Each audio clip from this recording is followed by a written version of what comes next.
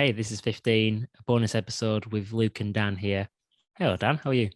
Hello. To quote the Latin, boni pro boni. Very, very impressive. You can get to that after we finish the podcast, Dan. But, only take Or about my half an hour of your Latin time. studies. Sure. More the boni. So Dan, we're going to do a bonus episode of the podcast here. We haven't done one for a little while, and we're itching to get one out. We're not going for a full. We don't want to bite off more than we can chew, Dan. So we've not gone for a full 3 films today. We've decided just watched 2 films over the festive period, which are going to be in contention come awards season. And we wanted to touch on them here and give our full review. I know. As we speak, as the crow flies from the horse's mouth, award season has begun with the Golden Globes. We'll get to that maybe a little bit later on, but let's tell the audience what the actual films are. So they are Don't Look Up, the Adam McKay film, and The Lost Daughter, Maggie Gyllenhaal's film. We're going to start with Don't Look Up, Dan. What do you want to start with this film? The reverse to how we watch them. I like it. Where do you want to start with this film, Dan? I can thoroughly appreciate this film, which I think is more than can be said for some of the critics out there. Yeah, so it's caused quite the controversy. This shows the real friction at times between critical review and sort of the want of the public. This film on Netflix has set the record for the most hours viewed in a week of a film, British show, or maybe even TV show. More than Extraction. And it's the third most watched film ever on Netflix. So good, you said it 3 times. Yeah, exactly. What are the other 2? Extraction and Wrong Missy, or whatever she was called. Yeah, that's it. Wrong Missy. It's probably Kissing Booth collectively, isn't it? So what side of the argument are you on there then? Because I think a lot of the critics completely missed the point of this film. First of all, why don't you just give a quick little synopsis of what the film is? It's Adam McKay's kind of planetary disaster movie. It's the 2021 version of 2012, the film that came out in 2010, and we're reviewing it in 2022. At least we forget. Yes, it's a disaster film. Was Nick Cage in that? No, was it? I haven't seen it, but I just know he's not in that. He's in The Knowing, which you might be confusing it with, which is the one about the woman that scribbles and nails on the back of the cupboard. That's a film that just unravels at the seams in the third part. That becomes a bizarre film. Anyway, Nick Cage aside, I like this film. It's full-blown satire. Like, it's not one for subtlety at all. And weirdly, that's one of the big things with the critics is I think they genuinely missed the entire point of this film, which in itself is the point of the film. A lot of people calling it smug and like virtue signaling, and obviously it's definitely setting itself up the left of center, and there's digs at Trump in there. Like, I think the whole "Don't Look Up" is very much taken from "Stop the Count." I think there's a huge similarities there. So it is setting itself up there, and I know more pro-cheat newspaper publications are more right of centre nowadays anyway. But stuff like The Guardian, some of the articles on there, like just very scathing. Yeah, incredibly so. Just calling this film incredibly smug and heavy-handed. I agree that it's heavy-handed in part, but I think a film's fair enough to make this sort of political statement. And also, all the actors have agreed with it. That's why they're in the film. A lot of them have quite openly spoken against Trump in real life, Meryl Streep included. Well, of course, I say it. But of course, Leo has given a speech at the UN to the effect of climate change, and of course, in his Oscar speech, also mentioned climate change. So this is obviously he is an ambassador. Bit of UN, and there's obviously, these there's some big hitters, and that was something that a lot of the reviews kind of were taking to task. That I think the Guardian one especially said, just by throwing a lot of good actors at a thing doesn't necessarily make it good. But I don't think this is. I think this is more of a. But Yeah. Also, we Guardian. must state neither of us can remember the name of the whoever wrote this Guardian piece, and we're just chucking fucking stones at them. We don't even know what they're called, but it was a columnist. We must say it wasn't research. Peter Bradshaw or anything like that. It wasn't our PD. I did read PDD's. I read PDD's talk about the Golden Globes. Big old PDD gets a picture on his articles. Let me tell you. Yeah. Visual form, Dan. Visual form. Completely lost my train. Oh, but I think all the actors here clearly were doing it for fun. Like, this is very much supposed to be a thing that they're invested in, but it's not supposed to be serious. Well, it is, but it's supposed to be satirical, yeah. Right. It just didn't offend me. What I'm getting to is this film. I neither love this film, but I don't think this film is bad, and I don't think it's heavy-handed. It's just toes the line for me. It's just a sort of 6 out of 10 film for me. Yeah, I can see you coming to the idea that it's 6 out of 10. Maybe that's just your taste, whatever. But I don't think it toes the line. It's a film that sets out to offend or sets out to sort of stir the pot. I don't think it goes far enough, if I'm being truthfully honest.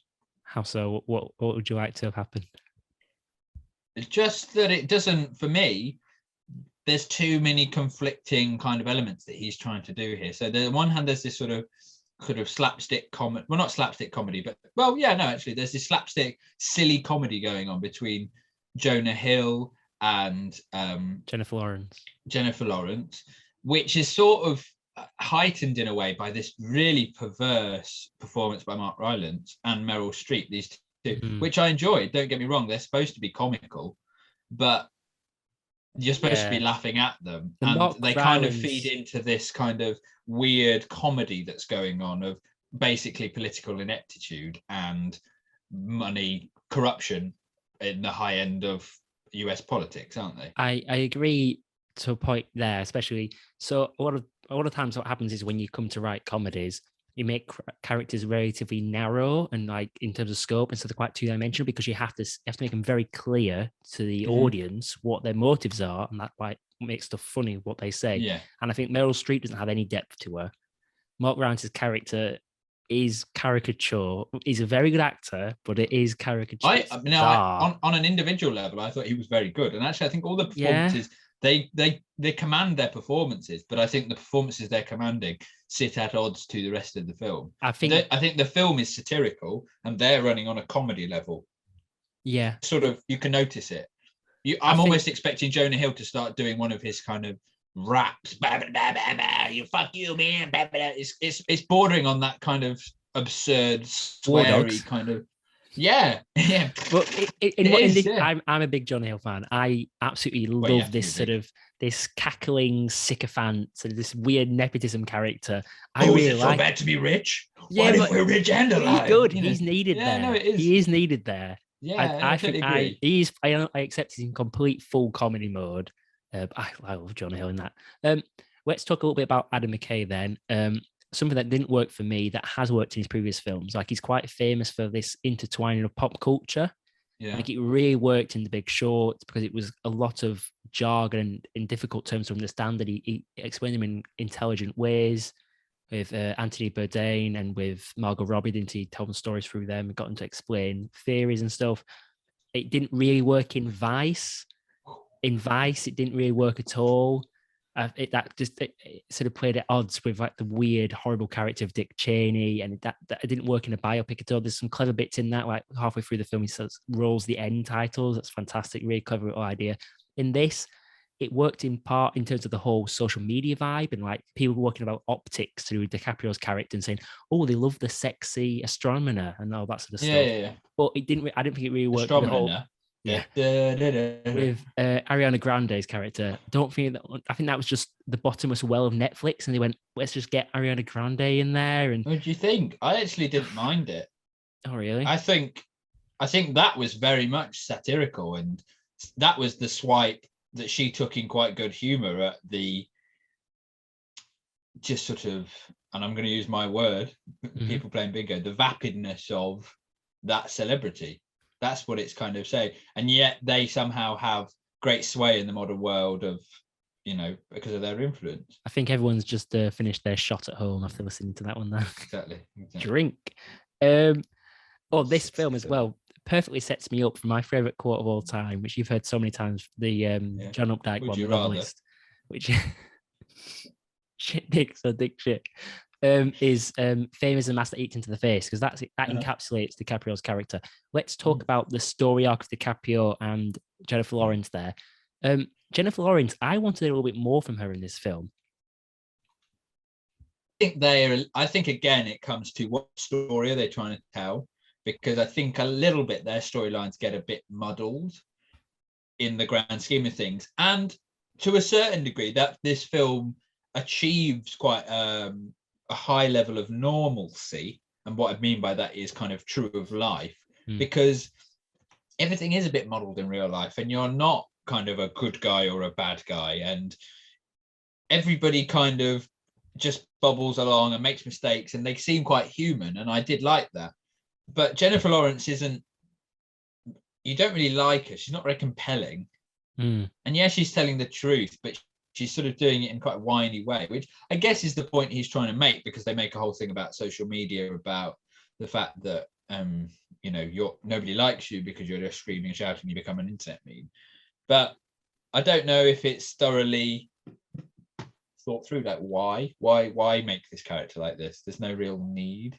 No, and the thing they do with her is halfway through the film to sort of make her an anarchist, because she can see the ending, then she sees no point in the world, which makes the character lose her drive.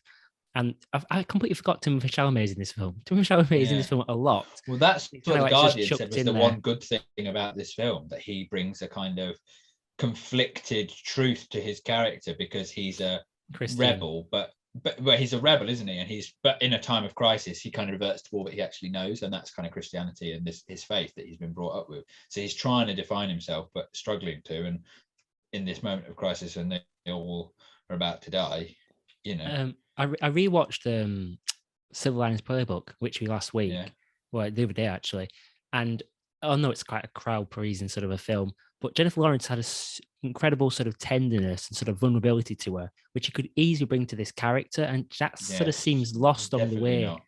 I didn't think it worked at all, her character. And obviously, you don't know the direction she's got, so we can't be too critical. We don't know what. But do you not think, and this is something that a lot of people have said, is that the audience who he's aiming this at is a little muddled, and I kind of agree with them there, because whilst I think a lot of people have missed the point of this film, the audience, I don't know if he knows quite the audience he's got, because he kind of takes a swipe at everybody. He takes your swipe at your Republicans, who kind of, with Pellerman, isn't he? The to all the Indians, red and elephant rad, and whatever he says, that character. Well, it takes the swipe at the Trump, Trump supporters, and then he takes a swipe at the kind of the Ariana Grande and that kind of generation. Then he takes a swipe at Jennifer Lawrence's sort of demographic of people. Then he kind of takes a swipe at the people who watch chat shows, and he kind of swipes at everyone without kind of. And I suppose that's the wake-up call, isn't it? He's trying to shake people up and say, look, you're all complicit in this. But you kind of expect, you have to root for somebody, and there's nothing really to root for in this film. So that's why I think people perhaps that's not finding a problem with it. Yeah, that's not a bad idea, because obviously DiCaprio changes so much, goes through this evolution, and then he kind of ends up exactly where he started, and you kind of feel a bit hard done tired. You haven't seen any progression from him, but I like the idea. And I also felt that I felt his culmination back with the wife kind of felt very easy. Yeah, felt incredibly easy. I did like the joke about she slept with someone years ago or whatever. That kind of that was. And it was good. It was funny. But those are the kind of jokes I wanted from this film, not the kind of weird, intense humor that was perhaps thrust upon us. But it might not have fully worked. I get that, but this is a super fun film. I think its downfall is it's weirdly quite a high concept film, but it's sort of wrapped in this sort of food for everyone sort of stoner disaster movie sort of veneer. So it might not fully work, but it's creative. I love this is the sort of film I want to see Netflix taking a chance on, giving a creative director. Oh God, 100% better than any of the dross we have reviewed on this. You can tell he comes from comedy, because he's not restricted to form. all the time. Like I can't remember the name of the editor, but he works with him quite a lot. But they chuck in this archive footage, and it's raw and it's jumpy, and he does that a lot in Vice, and he does this on purpose. And I quite like that it keeps you. You're not. It's not boring. It's not a dull film at all. Actually, before I want to move on, I'll come to your final comment. But it'll be remiss of me if I did not mention Kate Blanchett, because we haven't mentioned her. Amazing! I thought she absolutely stole this film. She was so good when she first came on. You saw this ahead of me, and you said she's amazing. And I was looking for her, and I sort of didn't twig it was her. Her transformation is incredible to this kind of bimbo, but she's the only character actually with any depth, completely, isn't it? Yeah, you could kind of spin this, you could take this, you could narrow and broaden this film in the same vein to go, you could scrap Jennifer Lawrence and say this is a disaster movie, but we're looking at it through the focus of the chat show and her interaction with Leo's character and Mindy, wasn't he, and the whole kind of off and on screen persona. I mean, she was amazing. Yeah, she was a real tour de force. And that sort of like TV husband Tyler Perry, that was really nice. He bounced up. Obviously, he had to play the straight man, but he did it very well as well. But this is it's the kind of film where there's a lot of really nice pieces, and it doesn't quite add up to the whole, but I think it's definitely enough there to warrant a viewing. It's like a 7.5/8. Maybe 8's probably on the high side, but I think 7.5 out of 10 for me. I really quite liked it. You were a bit lower on this, weren't you? Yeah, I'm a 6, I'm afraid. Because I just feel it doesn't, it's a bit, I use the word benign in my review, and I think it sort of sits too comfortable for me. It's comfortable, it's not comfortable in its own shell, but it doesn't go out in any direction. I'd rather it just attack someone and kind of really shove it down your face, or go for laughs, and to sit somewhere in the middle and not be quite sure about it. I don't know. Leo, though, is very good. Yeah, Leo is good. We didn't really talk about it. But it's kind of, I mean, we bit of, before we came in here, we were actually talking about Once Upon a Time in Hollywood, and we kind of just so accustomed to him being fantastic that we don't really talk about it. Although I have to say, I didn't love his role. And I'm not saying that you have to love a role to appreciate it, but he was I think he was better at the start. The whole sort of panic attacks, sort of overwhelmed Leo. I thought he was really good in that. He looked fat though. That was on purpose. I mean, that was by design. Has he let himself go? Anyway, let's start a poll. Heart on Facebook. We'll do a Facebook poll. Heart it if people still use Meta. So the second film we're going to do is The Lost Daughter. Maggie Gyllenhaal's debut direction, I believe. Debut. Adapted the screenplay for this one. Joss Stone adapted the screenplay. No, said she also adapted screen for this one. We watched this one together. Stone's doing? She was on The Masked Singer, wasn't she? Sure was. She almost got killed. Remember that case of those two guys had turned to a house to kill her? Weird, wasn't it? Yeah.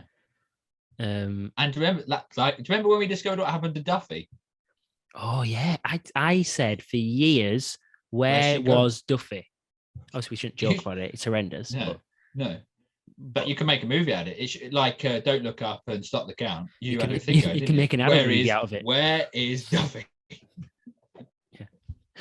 Okay, so Dan, The Lost Daughter. So this is a tale of. Well, let's not go too much into it because it's quite some. We've got some good pertinent comments on this, I think. But let's set it up in terms of it's a film. To my own horn. But it's very much Olivia Colman at the centre, and it's a tale of motherhood, isn't it? And it is. Did you want me to go? After you, yes, please. Right. I think this film, I'm going to start on a negative, actually. I think this film is a little slow. And whilst I think that's intentional, and I think this film is captivating, which sounds like I'm undermining what I've just said, yeah, it is a little slow. Let me jump in there because I saw a comment about this film which made me laugh, which was, it's fighting off rigor mortis. Which obviously something that didn't like it, and it is slow. But it's meant to be slow down, isn't it? Come on, she's on holiday. She's someone that gets stressed and she likes to spend time on her own. And she's on holiday and she's laying on a beach and she's reading, and the waves are very tranquil. Tranquil and like meditative. And I think that's the film. That's the base of the film, and it's just these little. I know, moments. But I'm someone who needs pace. Yeah, and I can take I can take lack thereof as long as it comes then in conjunction with some sort of more. I mean, I think that's why I love Whiplash and why I love Drive so much, because they're fast, they're constantly moving, and then the moments of poise seem even greater then because everything else. And I think that's just my style. So whilst I do, and it's, you know, and this is where you very much get into the subjective versus the objective, don't you, in kind of film review. For me, I like it a little bit faster. I still really enjoyed this film, and I still really, at the end of it, came out of it thinking, actually, wow, I'm really impressed with this film, especially as a debut. Sorry, this felt very accomplished, very confident. She knew what she was doing, and actually, she was telling a story that, not that we've not seen, but definitely a perspective on a story that we've really not heard before. Oh yeah, it's definitely daring in that sense. Like it sounds weird to call it ambitious, because this is just like a straightforward 2-hour drama film it's set in Greece. And very indie in the sense of low budget and filmed on location and kind of done in a week. You could imagine that. But it is that the actual story, this story of choosing to postpone motherhood whilst you're already in it. Do you know what I mean? Like taking a break from motherhood, and the way it fails this story until the end. What I enjoyed, I guess we're going to come to that a little bit more in these the points of motherhood, which are being part of this film. But something I enjoyed about Olivia Colman's character, which I picked up all the way throughout the film, is Olivia Colman does stuff that is good in scenes and that's bad in scenes, but the director never really tells you which way to think about them. No. Do you know what I mean? Like there's so many ambiguous sort of the language Olivia Colman's character uses and her actions, and it's not black and white whether you should like or dislike the character, and it makes her so three-dimensional. I guess other people would say they liked her, disliked her. I relatively disliked her character. I think she's supposed to be quite, is the word haggard? I think haggard is the word. No, it's something like anactic, but I think I've made that word up. Kind of a bit spiky. All right. Not spiky, but not jagged, and not, but just kind of a bit. Do you mean enigmatic, like unpredictable? No, not at all. Like a bit, maybe, I don't know, anachronistic. Right. Do I mean that? Okay. Oh, I don't know what I mean, but just a bit, you know, like you wouldn't give her a cuddle. She's that kind of mother. Yeah. Do you know what I mean? She's a bit. But she's definitely the type of person where, because she does smile and laugh, and you'd be quite proud of making her smile and laugh. Do you know what I mean? Yeah. Like, oh, actually, kind of warm to her because you thought it was a challenge to get her to smile and laugh. Let's talk a little bit more about the film then in itself. Well, I would just like to say, so I read an article, and I think it would actually be really good to link it in the bio to this, because it's an interview with Maggie Gyllenhaal herself, and it kind of touches on a couple of things. And I really enjoyed reading it because it's really nice to get her take on what she's doing, and especially when you appreciate the film and you kind of understand the film, then it kind of reiterates that what you're doing is right and what you're thinking is right, isn't it? That's just sort of. So 100%, I'll put it in the bio, definitely. Yeah, I think people would enjoy that if they're watching this or listening to this and kind of interested in this film. So what sort of came out from the article? Well, a couple of things. It's very much, she wanted to talk about motherhood, that people, there's always, people always kind of see, mothers tend to have two storylines. They're either flawed or they're the perfect mum. But either way, it's kind of a very linear story about a mum. And she said, you know, I read, because it's adapted from a novel. She said, when I read the novel and kind of talking about it, she said, that's just so narrow about mums, because there are so many mums that aren't ready for motherhood, come to motherhood late. You know, there's a kind of really broad spectrum of what motherhood is. And it's not these kind of quite two distinct tracks that films tend to paint. And so she just kind of wanted to tell the story. But the thing that most drew out of it, and I kind of take it as a criticism, but I think it works very well, is that she gave very little direction, almost none at all, to Olivia Colman and Jessie Buckley, who play the same character 20 years apart. Yeah. But she also didn't let them meet. So they had no idea of either one's performance. And it was very deliberate. And she says, you know, you change a lot in 20 years. You don't know yourself when 20 years ago. So why would you draw on all these points? Now, I think this comes undone with my biggest criticism of this film, which is the accent. Oh, which yeah. sounds I like forgot quite about a the minor accent. thing. Oh, Yeah, it sounds like yeah. quite a minor thing, but it was really jarring because we both turned at the end, didn't we? Because we watched this together. And we both said, oh, that accent really kind of tried to bone or whatever, So what are the accents, just for the audience, what are the accents she's trying to go for? Like, well, she's supposed to be from Leeds. Yeah. So they kind of do this, but it's not supposed to be a heavy northern accent. It's supposed and not supposed to be a fucking Leeds accent. My God, we've had enough of that on Gogglebox, haven't we? But it's supposed to be just kind of a couple of sort of Yorkshire twangs. But Jessie Buckley's kind of goes Irish, and Olivia Colman's is on certain words that she kind of says, but it just doesn't really work. And I think actually that's maybe where we see her newness, in the game, as it like, because I think things like that you've got to be consistent on, because it's something that quite quickly breaks the magic for an audience. I mean, it's certainly something that I think we both noticed theatre, at the same point as well, didn't they? There's a moment where Jessie Buckley's character, they invite some hikers up, and the accent goes all over the place. I'm like, what is? I think we looked at each other and like, what is going on here? Like, Jessie Buckley's really good. I saw her in I'm thinking of Ending Things, the film that didn't quite work for me, but really well received, the Charlie Kaufman film, and she's absolutely amazing in that film, like fantastic. But I mean, yeah, I think she's good in this film as well. But she does have an irritating quality, which is not too bad because that's what Olivia Colman definitely carries on through. Yeah. She's quite a frustrating character. Well, both of them are really quite. You kind of want to shake them, don't you? But then that's the thing, that's what they're commenting on, is that we have such scripted and such, untrue versions of mothers that there are like things.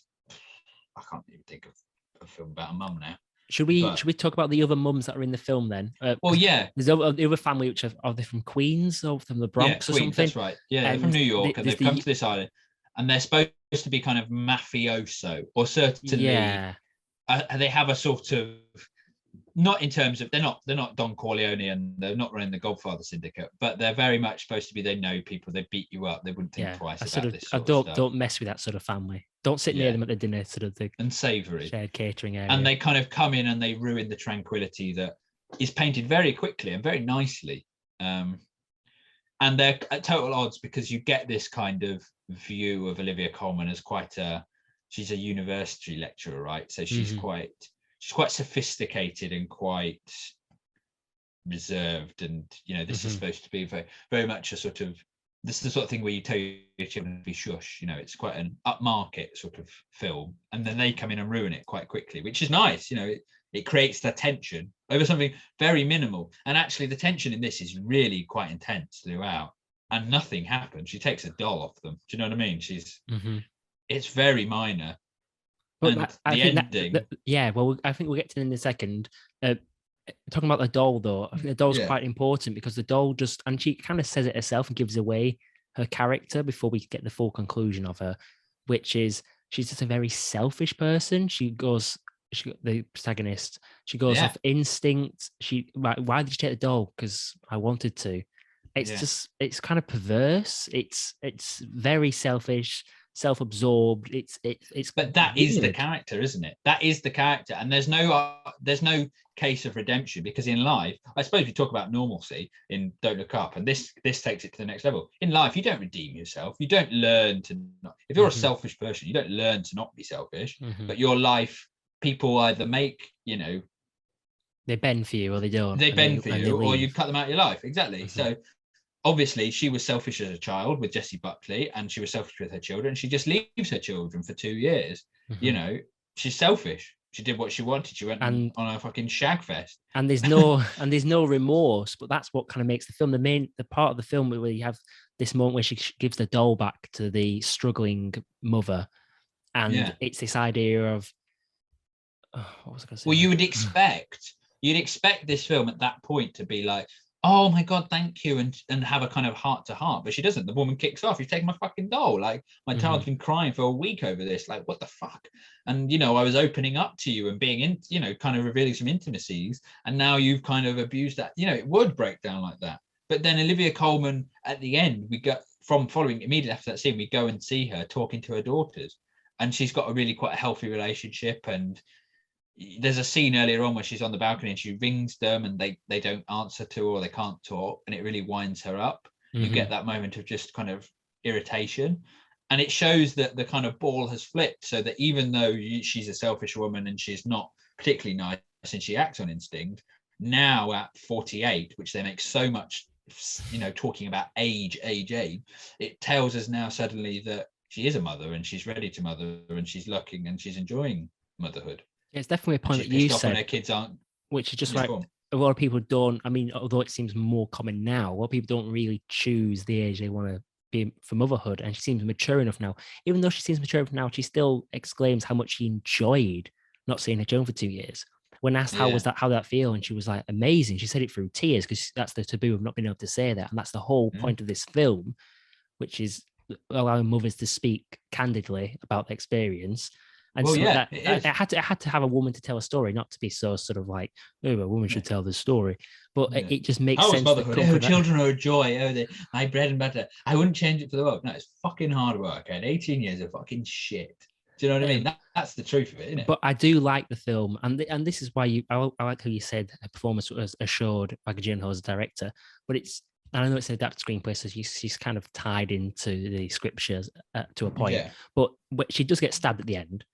And obviously after this, the woman finds out she stole the baby. She stabs her with a hairpin, which Olivia Colman had actually given to her as a gift. And it's really metaphorical, because that releases the tension that had been building up for the whole film. And it sort of confounds the fact that this is a drama. If this is a thriller, she would have died then.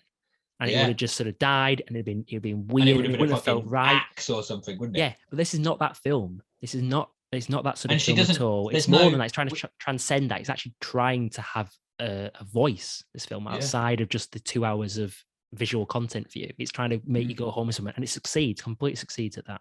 Yeah, definitely. Yeah, very powerful. And we didn't really talk about screenplay, by the way. Screenplay is very good. But it is. And basically, let's talk about the mothers and then talk about screenplay. So these two other mothers we see, we have Olivia Colman sat at 48, then we've got somebody at 42 who's expecting a baby. So she's coming into motherhood, and she's really she's probably the villain of the piece, actually. She's in Succession, there's this horrible man. That's where I know her from. Yeah, she is. She's in Succession.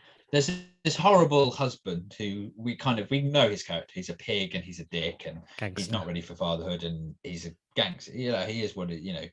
But there's this other woman, and she's kind of got quite a nice. I like her. She's the auntie, but she's kind of a bitch. And there's this really amazing scene at the beginning where she asks Olivia Colman to move off, because so her family can sit in the sun. And Olivia Colman's like, no. You've come in, you've disrupted my thing. But there's none of that. It's not an argument. It's just very human. It's like, no, I don't want to move. Thank you. I'm going to stay here. Mm-hmm. And it just explodes. And she calls her a cunt. And, it's just like, whoa, really kind of horrible woman. And yet she's going to be a mum. And she's kind of bullying this younger character played by one of Fanning. Dakota Fanning. Is it Dakota or is it her sister? What's her sister called? Fanny. I can't remember. It's Dakota Fanning. Is it Dakota? Okay. I think, but and she is very much struggling and has had a child at a very young age and is kind of falling into the pitfall. She's having an affair and she's, kind of still a young girl and not really ready to kind of have devote her life to someone else, basically. Allow her life to take second. Yeah, that's her child's. The screenplay. And it just plays with all these and it throws all these in the mix and goes like, you decide who's right, who's wrong. Because actually the stealing of the doll seems like quite a major crime, but it's not. And she's very tender with the doll and she cares for it and she makes it look really nice. And you kind of go, oh, I tell you what, actually, that's a really good point. I would not be surprised if this film was shot chronologically in terms of, because obviously it doesn't require so much production that you have to do certain things during the schedule. And it feels like it's quite loose. Obviously, the stuff with Jesse Buckley has to be pretty set. That's in the past. That stuff has definitely happened. But the story in Greece, it does sort of feel like it's almost like sort of moving like the tides to move, sort of unpredictable what's going to happen here. But I think the main point of it, very assured, a performance from Maggie Gyllenhaal's direction. Olivia Colman getting some awards buzz, but she doesn't seem like she's going Yeah, to she's getting nominated. Yeah, it didn't win at the Golden Globes, unfortunately. She will get a nomination. I assume she will be Oscar nominated. I assume she will presumably. get a nom for this. Yeah. Yeah, she was very good. But yeah, Nicole Kidman won for. Oh yeah, Peter. the one with Javier Bardem. Yeah. Yeah, Las something or something. Ricardo's or something. Is it not like Ricardo? That's something it. like that. I don't know. Yeah, but anyway. Jury's out on Nicole Kidman. But the film that did win quite well at the Golden Globes is what we're going to do on our next episode of the podcast, which is. What did you literally say? We're not Power of the Dog. We are actually Power of the Dog. We are actually going to do that. Is incredibly bright. I've watched the first half an hour, and Dan's watched the first 40 minutes of this film. So we will get to it and watch the rest of it. Why did we stop? I wonder. Why did we stop? Also, before the next episode, I promise we will try our best to actually show some sort of preparation into the show by learning any character name from any film we've just watched, because all we did, we don't mention any character names. Which Olivia Colman, and then there's this other woman, and there's an auntie. oh well. But anyway, score a 10, Dan, for The Lost Daughter. 8. Me too. Really enjoyed it. 8 for me as well. You've been quite a harsh marker. I've kind of overtaken you as Jack, a generous marker recently. You have. In terms of films. Not like you. I've watched loads of films. Well, show off. All right. As Dan goes to work on his modesty, we'll say bye, and we'll be back next week. See you later, everyone. Bye.